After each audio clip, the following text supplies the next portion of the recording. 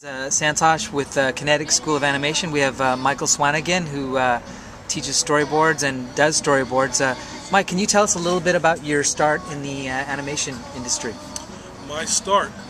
I started when I was in junior high school. Was my first gig. I worked with Corny Cole at a small workshop, and he took me out of junior high school as I was graduating high school. Gave me my first job working on the Flip Wilson, who was very famous back then, Flip Wilson special. And I was a character designer and background artist working on that show. And that was during the summer before school started. I heard you also, earlier on, you worked on the Fat Albert show. Yeah, well that was later on. That was maybe after I graduated high school. And I got back into the industry. So how old were you when you actually started? I was 15. Wow. I was 15 years old. I was, like I said, my first year of high school. I was just graduating, and I did the Flip Wilson specials, and then Corny did some other thing. Him and Dave Brain were doing shows for Hanna-Barbera, so I worked on a few of the Scooby-Doos. Huh. So I got my hand doing Scooby-Doo work and Hanna-Barbera stuff. And when I graduated high school, I went to Filmation. And from there I started working on, Lone Ranger, Hero High, Black Star, and then of course I got on to Fat Albert, which I've been running all that time, so I got a chance to work on Fat Albert. That's great. So when did you actually start to get to do storyboards? That's when I went to Filmation. Okay. I applied for an animation job. They were looking for artists. What happened was that I went to my local comic shop, and there were a bunch of flyers. We need artists for all these new shows. And I go, great, I can go work at Filmation. So I took the whole stack. And I went over to Filmation and applied for an animator job because that's what I was trained to do. And they said, listen, we have everybody we need right now, but can you do storyboards? And not really knowing how, I went, yeah. And they said, great, here's a storyboard test, do it. It was for the Lone Ranger series. Went home, did it, brought it back. They said, this is pretty good. When can you start? Now, they said, okay, you start on Monday. So I've been doing boards ever since. Wow. So you've worked on a ton of different shows, and we're going to actually have your demo reel up and some of the shows that you've worked on. What's been a couple of your favorite shows that you've worked on? There are so many shows that I really liked working on. The Simpsons is one of my favorite shows. I did a show for TMS called Bionic 6, which I really enjoyed doing. I got a chance to work with Japanese directors and anime studio. That was a great experience. Of course, working on Gargoyles for Disney. Oh yeah, that was a great show. Was a really great show. I'm still proud of that show today. It's like it still stands up as a great show. And we did some really great episodes, and I got a chance to work with the Batman team. There were a lot of artists who just left Batman to come over and work with Disney, so it was a great learning experience as well. Can you tell us a little bit about that show? I mean, Gargoyles is one of my favorite shows. Can you tell us a little bit about your experience working on that show? When I first came onto the show, they were talking about doing Goliath and Sons. So it wasn't going to really be the Gargoyles that we know. And producer Frank Parr got in there and kind of changed it a bit to make it what it is now. And like I said, it was a great experience because we got a chance to work with a lot of great artists. And Disney was, of course, a great place to work back then. I don't know how it is exactly now, but it was really a dream come true to work for Disney.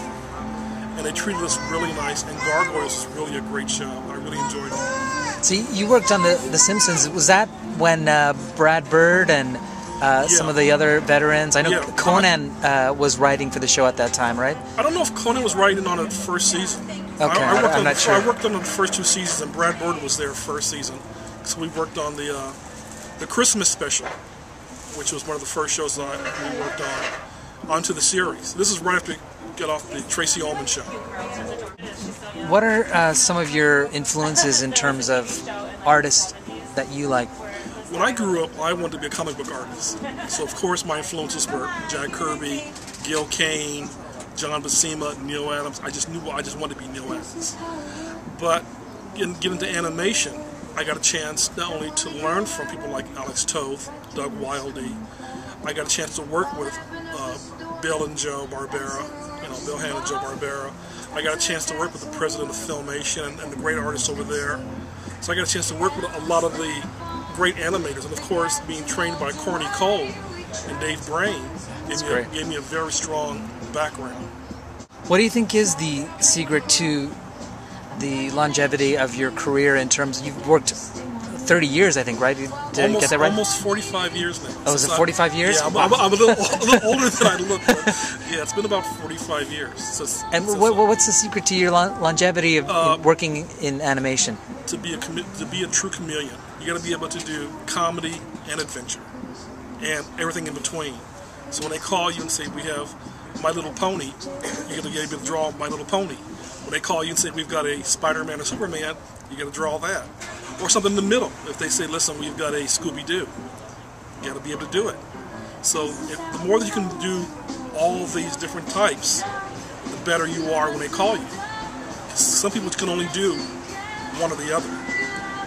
So if they have a season of let's say a season of Mighty Mouse, and all you do is Batman, you're not going to get the gig.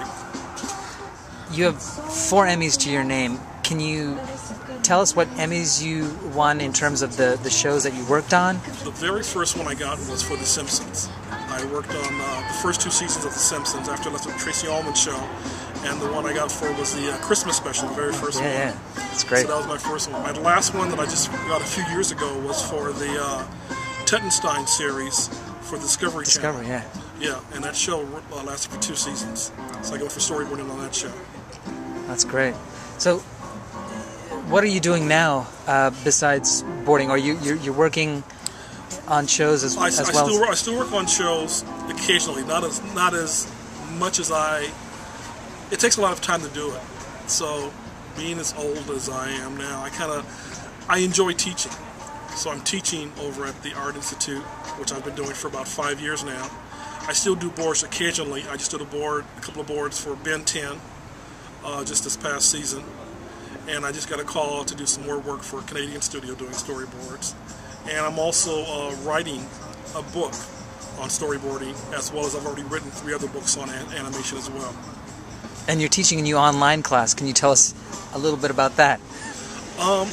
There's a big hole that needs to be filled as far as students wanting to learn storyboarding. And I want to make sure they know the proper way and the right way of doing it to get a job in the industry. And here's the opportunity to teach some students who really want to learn how to do it properly and how to get a job in the industry the right way. That's great. What are some of the books that you've published? I've published Animation by Filmation, which is the history and a look at all the Filmation series and shows they've done. I also did Hanna-Barbera's World of Super Adventure, which is also model sheets and story episode guides on the Filmation show, on the Hanna-Barbera superhero shows. And then, of course, like I said, I did Toon Magazine for 5 years. That's great. What are some of your goals or aspirations for the future? I really enjoy teaching a whole lot. I'm having a lot of fun doing that. I'm still doing boards occasionally. I'll keep doing boards whenever they want to toss one at me. And like I said, I want to do my book. I want to get that out of the way because it would help not only the students that I'm working with, but also online, other people who want to learn storyboarding. And hopefully take it a little slower as I get older. What advice would you give to somebody who wants to be a storyboard artist today? Can you give us some what I tell my students is draw, and draw some more. You have to love drawing. You have to really like to draw. And for me, the more you draw, meaning serious stuff and comedy stuff, makes you a more viable person. So I think the more you draw and just keep at it, keep trying. I was told no a number of times. I'm sure a lot of people were told no before. But you have to want to do it, and you will get in there. Cool. Thank you for your time, Michael. Sure. Anytime.